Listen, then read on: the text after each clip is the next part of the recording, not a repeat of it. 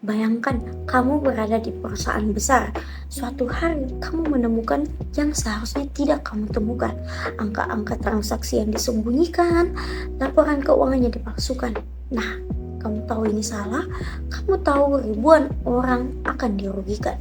Lalu kamu akan dihadapkan pada satu pertanyaan yang mengubah hidup kamu selamanya. Diam atau berbicara? Mereka yang memilih berbicara kita sebut whistleblower, dan inilah kisah tentang harga mahal yang harus mereka bayar. Sebelum saya lanjut ke pembahasannya, saya akan memperkenalkan diri terlebih dahulu. Perkenalkan, nama saya Adel Putri Nasir. Saya berada di Universitas Negeri Makassar. Nah, langsung saja kita ke pembahasannya. Kalau kita pikir-pikir, whistleblower apaan sih? Nah, whistleblower adalah secara harfiah berarti meniup peluit, seperti wasit yang meniup peluit ketika ada pelanggaran. Nah, di dalam dunia keuangan dan bisnis, whistleblower adalah seseorang, biasanya dalam perusahaan, yang melaporkan kecurangan, korupsi, atau pelanggaran hukum yang terjadi di organisasi tempat mereka kerja. Mereka bisa seorang akuntan yang menemukan laporan keuangan yang dipalsukan, seorang manajer yang tahu investor digelapkan, yang tahu uang investor yang digelapkan, atau seorang karyawan biasa yang tidak sengaja melihat transaksi yang mencurigakan. Mereka bukan mata-mata, mereka juga bukan pengkhianat, mereka hanyalah orang-orang yang memilih kenyamanan dan kebenaran. Tapi dunia tidak selalu menyambut mereka sebagai pahlawan. Mari kita masuk ke salah satu skandal keuangan terbesar di sejarah. Apa tuh? Pasti kalian gak asing, Enron Corporation, yang dimana perusahaan energi raksasa Amerika yang pada tahun 2001 tiba-tiba runtuh. Enron selama bertahun-tahun menyembunyikan kerugian miliaran dolar menggunakan teknik akuntansi kreatif yang memanipulasi laporan keuangan agar terlihat sehat dan menguntungkan di mata investor. Di tengah sebuah kebohongan itu, seseorang wanita bernama Sharon Watkins, wakil presiden Enron, menuliskan kepada surat CEO-nya sendiri, Catherine Lay.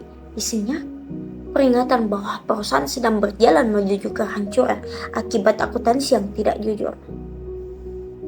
Terus apa yang terjadi? Bukannya ditindaklanjuti, Watkins justru disingkirkan, kantornya dipindahkan, aksesnya pun dicabut di komputer. Enron akhirnya bangkrut, ribuan karyawan kehilangan pekerjaan dan tabungan pensiun mereka. Watkins selamat, tapi karir di koperasi besar hancur. Ia kemudian bersaksi di hadapan Kongres Amerika dan menjadi simbol keberanian whistleblower di seluruh dunia. Pelajaran dari Enron itu, kebenaran akhirnya menang, tapi jalannya tidak pernah mudah. Nah, bagian ini kita akan membahas kasus yang ada di Indonesia. Sebenarnya kita nggak perlu jauh-jauh yang bahas yang Amerika untuk menemukan kisah. Nah, di Indonesia pun skandal keuangan skala besar pernah mengguncang negeri kita.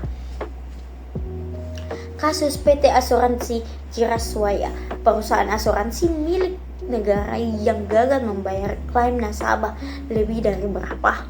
Kalian mau tahu? 13,7 triliun rupiah. Itu bukan uang yang sedikit. Nah, di balik angka itu disembunyikan manipulasi investasi, laporan keuangan yang fiktif, dan persenggolan yang melibatkan banyak pihak. Begitu juga dengan kasus PT Asabri, yang dimana dana pensiun prajurit TNI dan Polri yang digerogoti oleh investasi bodong dengan kerugian dengan taksir mencapai 23,7 triliun rupiah. Ini bahkan lebih banyak dari kasusnya asuransi jiwa. Wow, pertanyaannya, gimana para whistleblower di kasus ini? Pasti kalian bertanya-tanya, kok nggak ada yang cepuin, kok nggak ada yang ini, kok nggak ada yang itu. Nah, faktanya itu banyak yang memilih diam, dan bukan karena mereka tidak tahu, tetapi mereka takut. Takut apa sih? Nah, kalian pasti tahu bahwa seseorang itu akan takut kehilangan pekerjaan, takut didiskriminalisasi balik, takut keselamatan diri dan keluarga terancam. Inilah realita pahit yang dihadapi whistleblower di Indonesia. Sistem perlindungan yang masih sangat lemah membuat banyak orang memilih untuk bungkam, sementara korupsi terus berjalan. Menjadi whistleblower bukan keputusan yang diambil dengan ringan. Bayangkan tekanannya. Kamu harus memilih antara loyalitas kepada perusahaan yang sudah memberimu penghasilan atau loyalitas kepada kebenaran yang pada masyarakat yang luas yang dirugikan. Harga yang harus dibayar whistleblower sering sangat mahal. Yang pertama, kehilangan pekerjaan.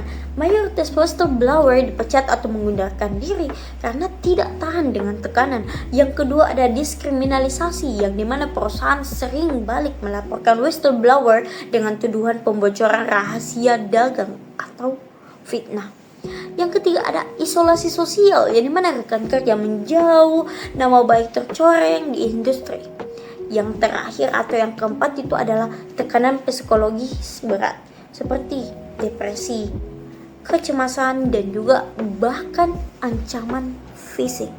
Dan banyak sekali kasus orang yang melakukan kejahatan justru tetap bebas, sementara orang yang melaporkan kejahatan malah menanggung beban.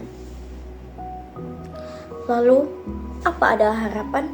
Apakah kita punya harapan? Di Amerika Serikat, Undang-Undang Sarbanes-Oxley Act dan program SAC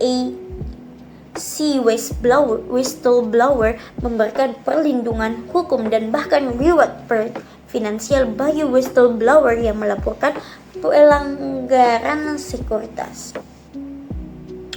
Di Indonesia ada nggak sih? Nah, di Indonesia itu kita punya Undang-Undang Perlindungan Saksi dan Korban serta lembaga seperti LPSK, Lembaga Perlindungan Saksi dan Korban. Namun mungkin implementasinya masih jauh dari kata ideal.